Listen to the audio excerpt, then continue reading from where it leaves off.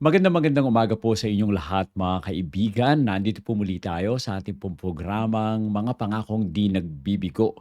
Ito po si Kuya Bong at kayo ay binabati ko ng isang magandang umaga. No? Binabati po natin ang ating po mga tagapakinig dyan po sa Alicia, sa Tirad View, sa Santiago Isabela, sa Ilocos Sur, Mabuhay, Oriental Mindoro, Dipakulaw, Baler, Aurora, yan, sa Nueva Ecija, sa Pampanga, sa Tarlac, no? Sa Pangasinan, pati na rin po sa Zambales at Bataan at sa Bulacan, pati rin po dito sa Metro Manila, sa Cavite at sa Laguna. Yan, umaabot tayo diyan hanggang sa Mindoro, no? Muli po, isang magandang umaga sa inyong lahat. Ano po ba ang mga karaniwan na mga hinaing ng mga tao ngayon? Ito yung iba. Paano ko mapapanagumpayan ang pagsubok, 'no? Ito ay isa sa malaking katanungan natin ngayon, okay?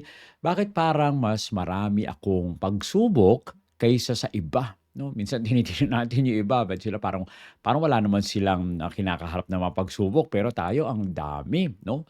At, bakit hindi mawala ang pagsubok na ito at kanino ba tayo dapat lumapit 'no, kapag merong pagsubok 'no. Kung tayo man ay, naghahanap ng magpupuno sa ating pong buhay at, tayo magkaroong maayos na buhay. Sa umaga po ito, ating pong tutunghayan ang mga pangako ng ating Panginoon sa banal na kasulatan upang tayo ay lubos na mapuno ng pag-asa. Kaya wag po kayo aalis 'no.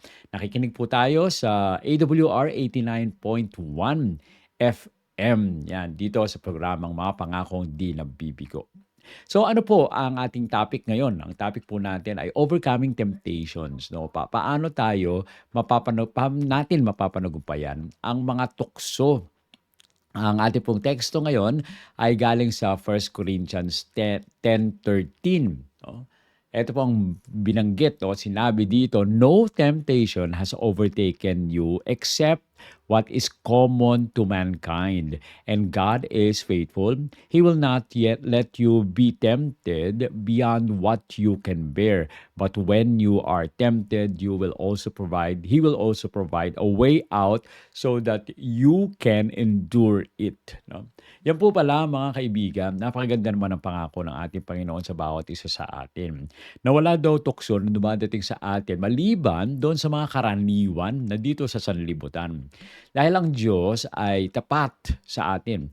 Hindi po niya hahayaan na matukso tayo sa higit sa kaya nating tiisin. Ngunit kapag natukso daw tayo, binibigyan daw tayo ng ating Panginoon ng paraan upang atin pong mapanagumpayan, upang mabata natin ang mga pagsubok na ito. Ito po ay isa sa napakagandang pangako sa bawat isa sa atin. Kaya nga, kung kayo ay humaharap sa mga pagsubok, no, atin pong ilagak sa harap ng ating Panginoon ang mga pagsubok na ito, yung ating pong mga hinaing at atin pong ibigay sa Kanya sapagkat siya po ang gagawa ng paraan para tayo ay makapanagumpay. O tandaan po natin, hindi tayo bibigyan ng ating Panginoon ng pagsubok na hindi natin kakayanin. Pero siya pa mismo ang gagawa ng way of escape, no, para tayo ay makatakas yan sa mga pagsubok. Now, ano po ang acronym po natin? Ang acronym natin ngayon ay word na STAY. Yan, STAY. STAY, manatili. So, S, scripture, T, trust, A, avoid, and Y, yield to God. Yan. So, tandaan po natin, no? Isulat natin sa ating pong mga notebook para yung mga pangako ng ating Panginoon ay lagi nating ma-review. So, kung meron kayong mga pagsubok na dumadating, no? Tandaan natin yung word na stay. Scripture, trust, avoid, and yield to God. So, ano po yung scripture? Sa S po, scripture as your weapon. Yun po pala, no, mga kaibigan.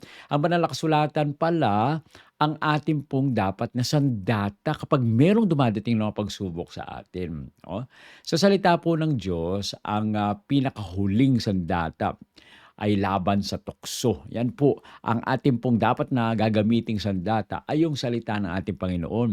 Nang si Jesus po ay tinukso, no? Siya ay tumugon sa magitan ng kasulatan.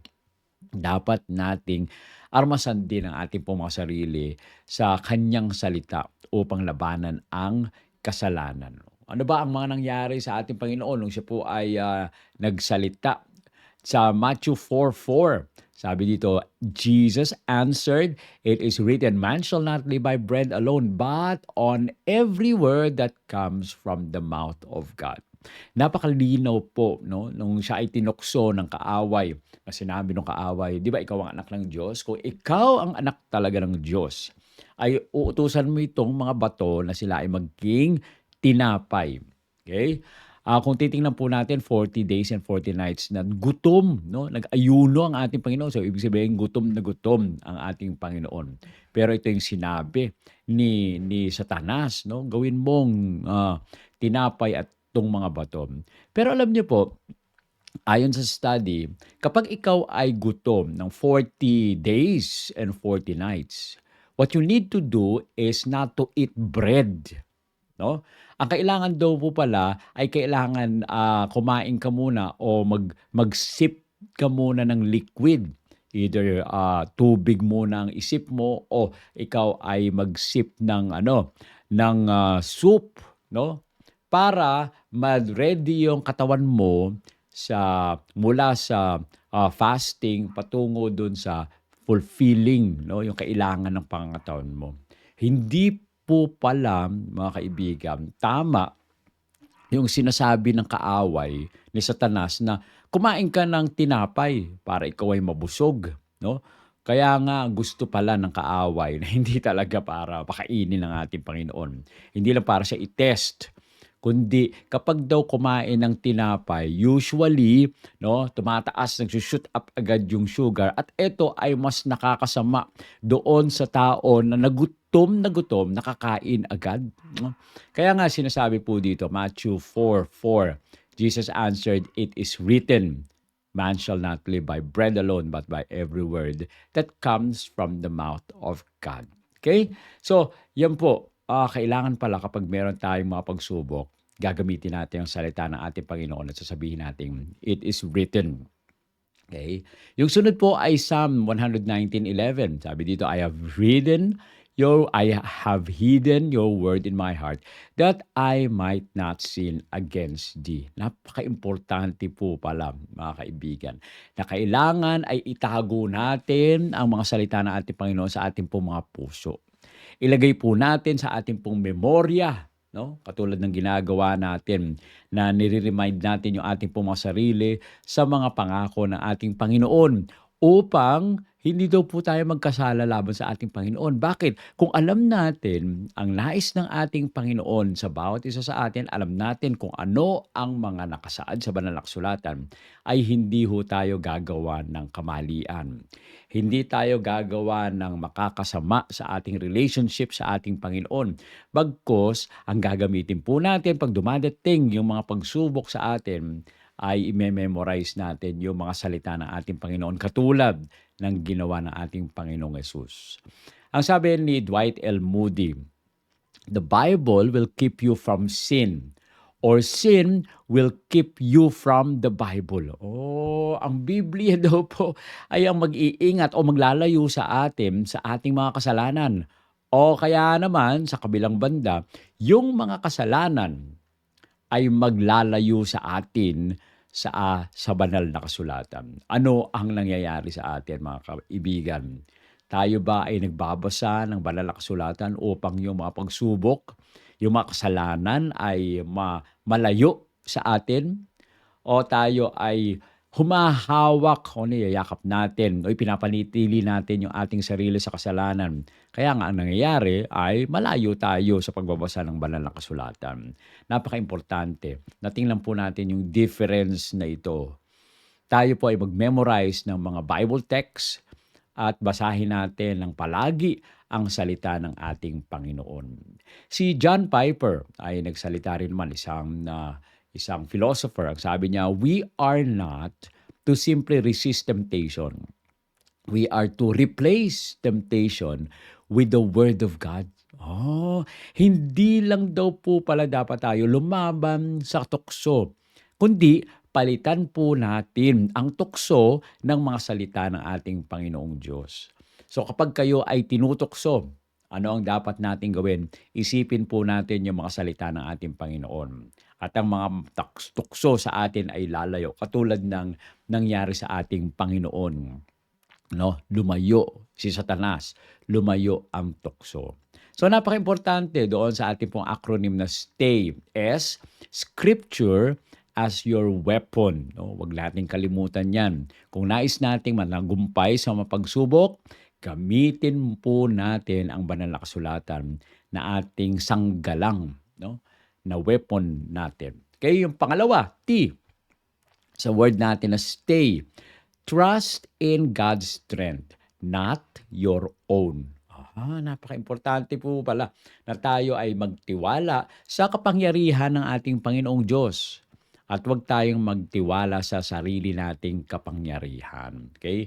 Ang kapangyarihan ng tukso, malakas po yan. Ngunit, kapag tayo ay nagtiwala sa Diyos, mas malakas at mananagumpay tayo dahil mas malakas ang Diyos. Ang pag-asa sa ating Panginoon, sa kalakasan niya, sa halip sa ating pong mga sarili, ay tumutulong po sa atin na malampasan ang ating mga paghihirap na hindi natin kayang labanan ng mag-isa. No? Napaka-importante na tandaan po natin, humawak tayo sa ating Panginoon. Because if we are alone, we can do nothing. Sabi niya,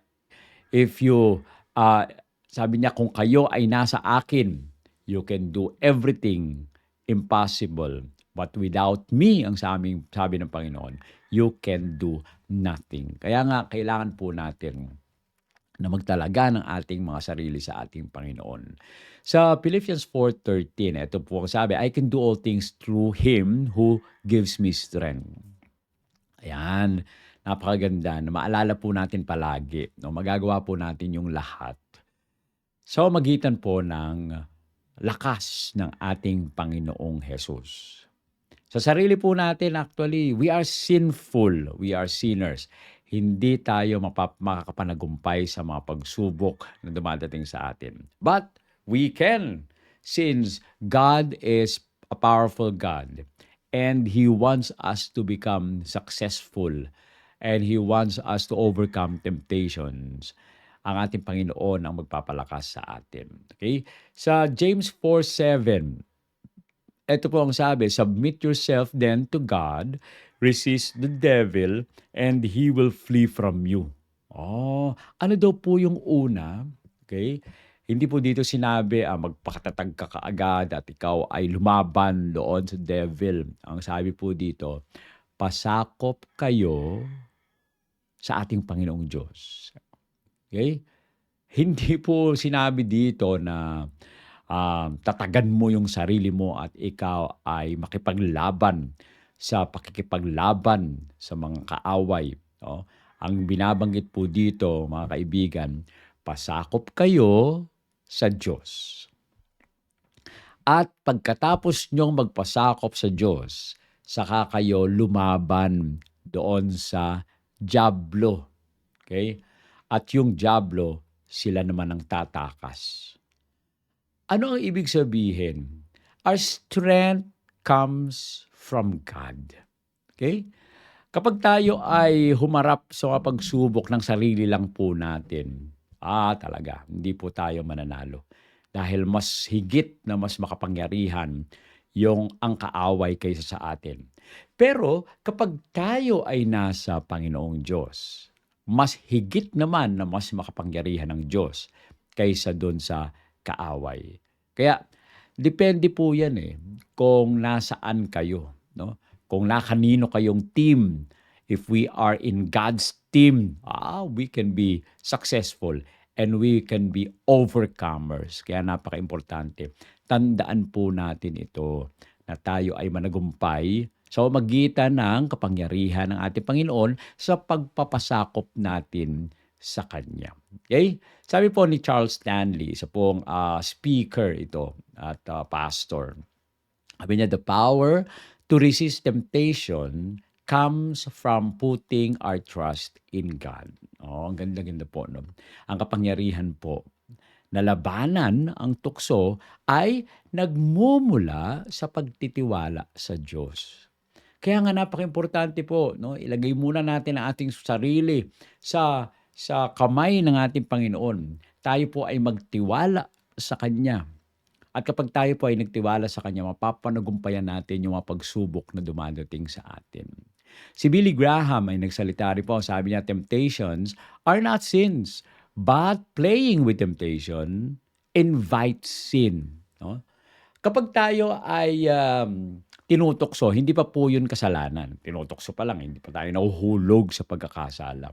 Pero kapag tayo ay naglalaro, no, sa pagsubok, kaya talaga, mahuhulog tayo, no, sa pagsubok dahil ini-invite natin yung kasalanan. Halimbawa, meron na kayong asawa, no? Pero sa inyong opisina nakikipag-flirt pa kayo doon sa mga office mate ninyo, hindi na po 'yun dapat, no? Dahil meron na kayong asawa. Kailangan 'wag na kayong makipagbiruan doon sa kasama niyo doon sa opisina na baka maging temptation pa ito na ma-misinterpret kayo. Akala niyo may gusto kayo doon hanggang sa in-invite na kayo o tinempt na kayo, sasabihin niyo naman ay, ako'y tao lamang na nagkakasala. O kaya nga po 'no, alam natin na tayo po ay mahina.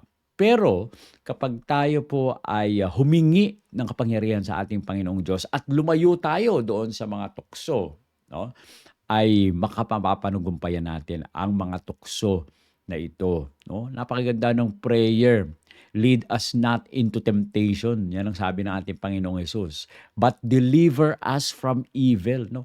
'Wag daw tayo na ihatid ng ating Panginoong Diyos sa tukso, kundi tayo ay, iligtas sa mga tukso sa paligid po natin. Kaya nga kailangan nating lumayo, okay.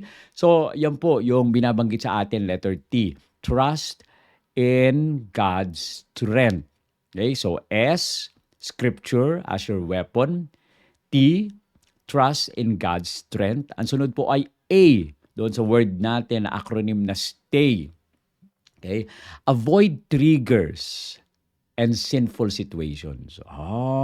Umiwas daw po tayo doon sa mga sitwasyon na maaari tayong magkasala, no? Ang isa sa mga pinakamahusay na paraan upang madaig ang tukso ay ang pag-iwas sa mga lugar, sa mga sitwasyon, sa mga tao na maaaring maging dahilan na tayo po ay humantong sa pagkakasala. Ang susi po dito ay pag-iwas. No?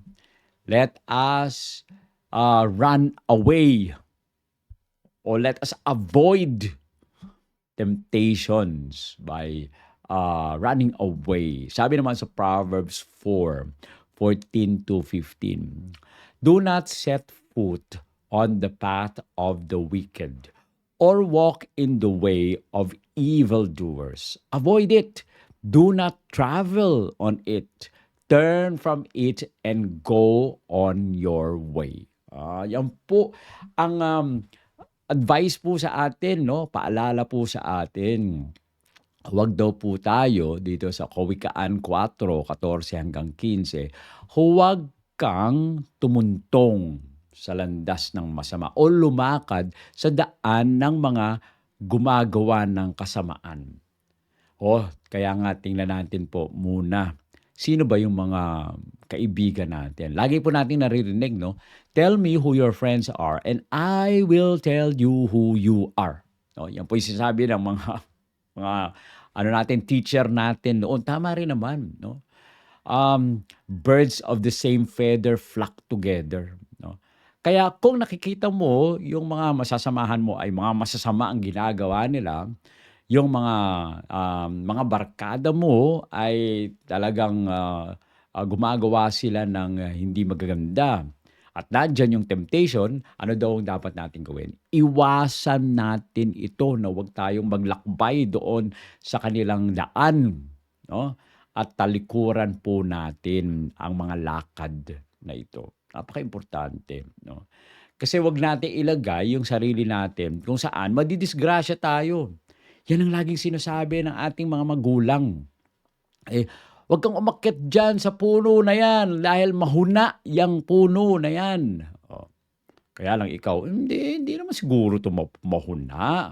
Hanggang sa umakyat ka, naputol 'no, nahulog ka tuloy.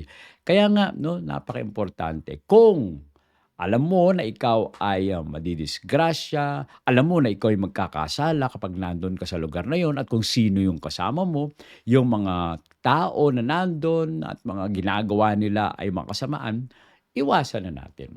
Huwag tayong lumapit at, huwag tayong lumakad na kasama nila. Sa Matthew 26:41, eto ang sabi, "Watch and pray so that you will not fall into temptation. The spirit is willing but the flesh is weak." Oh, yan po minsan kasi 'no. Minsan sinusubukan natin yung sarili, teka, nag-pray naman ako kanina, eh. Oh, so tingnan ko nga kung makakaya ko na ito. Oh, hindi po gano'n. Ang temptation ay, kapag wala kayo sa Panginoon ay hindi kayo makakapanagumpay. Pero hindi mo naman kailangan na subukan yung sarili mo kung ikaw malakas na ba o hindi. Dahil kung puwede mo namang talikuran yung pagsubok, talikuran yung temptation, eh, mas mabuting ito ay talikuran mo na kaysa subukan mo yung sarili mo kung mahuhulog ka o magkakasala ka o hindi, 'no? So, napakaimportante na tingnan po natin 'yan. Sabi ng isang, manunulat na hindi kilala, "If you don't want to slip, don't walk where it's slippery." Kung ayaw mo daw madulas, 'no, huwag kang dumaan sa madulas na daan. Eh, yun lang naman, napakaimportante. Kailangan po yun ay kailangan pa bang i-memorize 'yan. Kita mo namang madulas yung daan, eh, dun ka pa dadaan. Meron namang ibang daan na hindi naman madulas, so huwag kang dumaan doon. Isa pang quotation, "What feeds your mind fuels your actions. Guard your thoughts and you guard your steps." 'No? O kung ano daw ang ipinapakain natin sa ating pong mga isip, yun ang lumalabas sa ating pong mga kilos. Kaya ingatan natin kung ano yung iniisip natin at ilalagay natin sa ating pong mga isipan, 'no? Napakaimportante na tayo ay patuloy na magbasa ng banal na kasulatan upang lahat ng iisipin natin ay magiging maayos at ayon sa pangalan ng ating Panginoon, sa nais ng ating Panginoon at sa gusto ng ating Panginoon sa atin. At yung pinaka-last na letter ay Y doon sa ating acronym na STAY. Ang sabi po dito, yield to God through prayer and the Holy Spirit. Oh, magbigay daw po tayo ng daan, 'no, sa ating Panginoong Diyos sa pamamagitan ng panalangin at ng banal na Espiritu, 'no. Kapag tayo po ay nahaharap sa tukso, dapat nating isuko ang ating mga kahinaan sa Diyos at hayaan po natin ng banal na Espiritu ang gumabay sa atin at tayo ay palakasin. Sa Galatians 5:16, ito po ang sabi, "So I say, walk by the Spirit and you will not gratify the desires of your flesh." Oh, yun po pala 'no, 'wag daw po nating sundin yung laman, kundi tayo ay lumakad sa daan ng banal na Espiritu. Now, dalawa po kasing daan yan na pwede nating piliin. Either eto, ang susundin natin, yung sarili nating mga gusto, sa sarili nating laman, o dadaan tayo dito sa kabila kung saan nandun ang pag-akay sa atin ng banal na Espiritu. Okay? But ang sabi dito, if you walk, no, by the Spirit, you will not gratify the desires of the flesh. Kapag tayo ay sumunod sa banal na Espiritu, hindi tayo susunod doon sa sarili nating laman. Dahil sa iniisip na natin na paglilingkuran o susunod sa banal na Espiritu. Ang sabi sa Hebrews 2:18, "Because He Himself suffered when He was tempted, He is able to help those who are being tempted." No? O ang ating Panginoon, dahil sa siya ay nakaranas at nagdusa sa mga tukso, kaya niya pong tulungan tayo kapag tayo ay humaharap sa tukso. Sabi ni John Bunyan, sumulat ng aklat na Pilgrim's Progress, ang sabi niya, "Prayer will make a man cease from sin, or sin will entice a man to cease from prayer. Yung pala, ang panalangin po ay magpipigil sa atin upang tayo ay gumawa ng kasalanan. O kaya naman yung kasalanan ang maghihikayat doon sa tao na huminto sa pagdarasal. Kapag kayo po ay hindi kumain, manghihina po kayo. At kapag kayo ay manghihina, maaaring mas magiging mangyayari ang mga bagay-bagay na hindi dapat mangyari. Pero kapag kayo ay kumakain at kayo ay lumalakas, hindi kayo manghihina. Ganon din po kapag kayo ay nanalangin, hindi kayo manghihina. Sabi ni Billy Sunday, temptation is the devil looking through the keyhole. Yielding is opening the door and inviting him in. Yung tukso po ay isang diablo na parang tumitingin lang doon sa butas ng susian. Pero kapag tayo po ay nahulog, tayo ay nagbubukas ng pintuan at inaanyayahan natin pumasok yung kaaway o yung tukso. Kaya nga, napaka-importante, no? Na tayo ay patuloy na papasukin natin ang ating Panginoon, yield through prayer and the Holy Spirit. So ano po ang sinabi sa atin? Yung ating acronym S, Scripture as your weapon. Okay? T, trust in God's strength, not your own. A, avoid triggers and sinful situations. And Y, yield to God through prayer and Holy Spirit. Alam niyo po, may iwasan po natin ang tukso. Yan. Kapag tayo ay humingi ng tulong sa ating Panginoon, ito po ay ating pong malalampasan. Kapag ginamit po natin ang banal na kasulatan, kapag tayo po ay nagtiwala sa lakas ng ating Panginoon, kapag tayo po ay umiwas doon sa mga makakasalanang sitwasyon, at tayo po ay sumuko sa pananalangin sa magitan po ng patuloy na pagtatalaga ng ating pong sarili sa ating Panginoon. Alam niyo po kung kayo ay haharap sa susunod na mga tukso na haharapin po natin, tandaan, manatili po tayo na maging matatag sa salita ng ating Panginoon. Tayo po ay tumayo, no? Sa binigay na salita ng ating Panginoon at patuloy nating isuko ang sarili natin sa Kanya. Tayo po ay manalangin. Ama namin banal, Diyos na nasa mga langit ka, kami po ay nagpapasalamat na kami ay inyong ni-remind sa amin pong dapat mga gawin sa pamamagitan po ng pagtatalaga ng amin pong sarili sa inyo upang aming mapanagumpayan yung mapagsubok na dumadating sa amin. Panginoon, sa lahat po nawa ng aming gagawin, amin pong patuloy na maitaas ang inyong banal na pangalan. Amin pong maalala ang mga salita ninyo sa banal na kasulatan upang kami ay maging malakas. Pagpalain po ang bawat isa na nakikinig ngayon at ang inyong presensya ang igawad sa amin upang lagi kaming managumpay. Maraming salamat sa pagdinig sa aming dalangin sa pangalan ng aming Panginoong Hesus. Amen. Maraming salamat po sa inyong patuloy na pagsubaybay sa ating pong programang Mga Pangakong Di Nabibigo. Inaanyayahan po namin kayo sa susunod nating mga episode sa ating pong pag-aaral. Nawa ay pagpalain kayo ng ating Panginoon at magandang umaga sa inyong lahat.